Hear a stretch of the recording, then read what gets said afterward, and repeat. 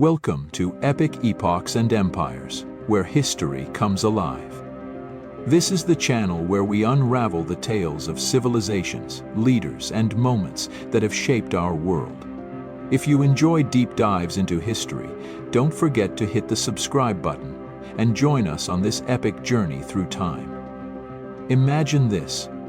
A young man, quiet and bookish, is studying to become a doctor, a healer. Far away from the political storm brewing in his home country of Syria, he's in London, immersed in the science of vision.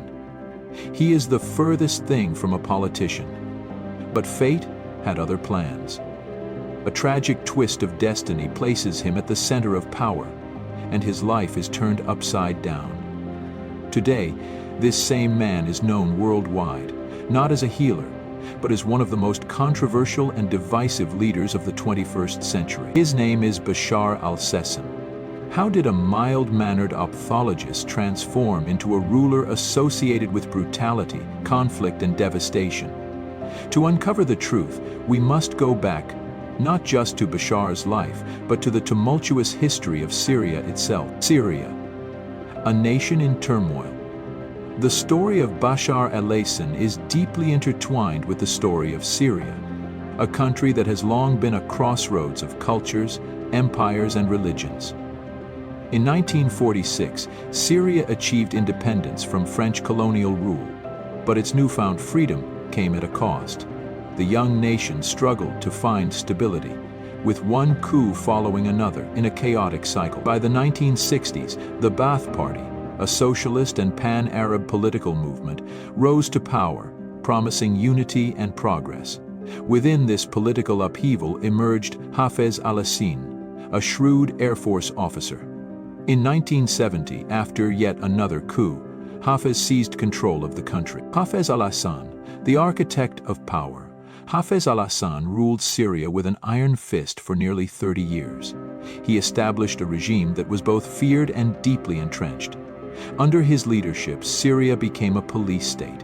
The Mukhabarat, Syria's powerful intelligence agency, was omnipresent.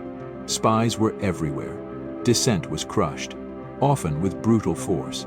The regime's survival depended on fear, loyalty, and control. But Hafez was also a master strategist. He balanced Syria's fragile religious and ethnic diversity, keeping tensions in check through a combination of repression and patronage. Behind the scenes, Hafez was preparing for his eventual departure from power.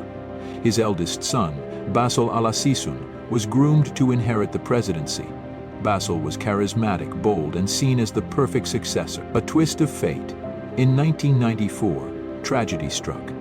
Bashar died in a car accident, leaving the Assad dynasty without an heir. The spotlight suddenly fell on Bashar, the quiet, unassuming younger son.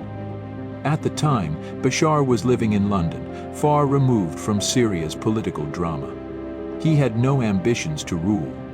But after Bashar's death, everything changed. Bashar was called home and thrust into a world he never asked for. Hafez's advisors began grooming Bashar for leadership. The young doctor swapped his medical books for military training and political indoctrination. When Hafez died in 2000, Bashar was swiftly elevated to the presidency at just 34 years old, the accidental president. When Bashar took office, many Syrians were cautiously optimistic. Unlike his father, Bashar was seen as a reformer. He spoke of modernization and promised to address the corruption and stagnation that had plagued Syria for decades. For a brief moment, hope filled the air. This period, known as the Damascus Spring, saw activists and intellectuals calling for greater political freedom. Bashar seemed to encourage open dialogue, but it didn't last. The old guard of the Ba'ath Party, fearing a loss of power, quickly reasserted control. Bashar, despite his reformist rhetoric, lacked the strength or perhaps the will to challenge them. The Mukhabarat crushed dissent, and the brief hopes of reform were snuffed out. Over the next decade, Bashar consolidated his rule, blending his father's authoritarian legacy with his own vision of modernization. Internet cafes and mobile phones became symbols of progress, but political repression remained as ruthless as ever. 2011, the Arab Spring reaches Syria. The year 2011 was a turning point for the Arab world. Across the Middle East, people rose up against dictatorships, demanding democracy and justice. The movement, known as the Arab Spring, brought down regimes in Tunisia, Egypt, and Libya. In Syria, the spark came from an unlikely place: the southern city of Dara. A group of teenagers scrawled anti-regime graffiti on a school wall. The authorities' response was swift and brutal. The boys were arrested and tortured. The crackdown ignited nationwide protests. Syrians from all walks of life demanded freedom and dignity. For many, it was the culmination of decades of frustration under Assad rule. Bashar's response. At this critical juncture, Bashar al-Assad faced a choice: reform or repression. He chose the latter. The regime unleashed its security forces on protesters, using tear gas, live ammunition, and mass arrests. What began as peaceful demonstrations soon escalated into a full-blown uprising. As protests turned into an armed rebellion, Bashar doubled down on violence. Tanks rolled into cities like Homs and Aleppo. Neighborhoods were bombed indiscriminately. By 2012, Syria was no longer just facing protests, it was engulfed in a civil war. The Syrian Civil War. The Syrian Civil War is one of the most complex and devastating conflicts of the 21st century. What began as a struggle between Assad's regime and rebel groups soon turned into a proxy war involving multiple foreign powers. On one side was Bashar al-Assad, backed by Russia, Iran, and Hezbollah. These allies provided military and financial support, ensuring Assad's survival, even as much of the world condemned his actions. On the other side were a fractured array of rebel groups, some supported by the United States, Turkey, and Gulf states like Saudi Arabia and Qatar. Amidst this chaos, extremist groups like ISIS and Al-Qaeda gained a foothold, further complicating the conflict. Tactics of brutality. Bashar al-Assad's regime employed brutal tactics to maintain control. Entire neighborhoods were obliterated by airstrikes and artillery. Civilians were often the primary targets. But the most shocking aspect of Assad's war was his use of chemical weapons. In 2013, a sarin gas attack in Ghouta killed hundreds of civilians, including children.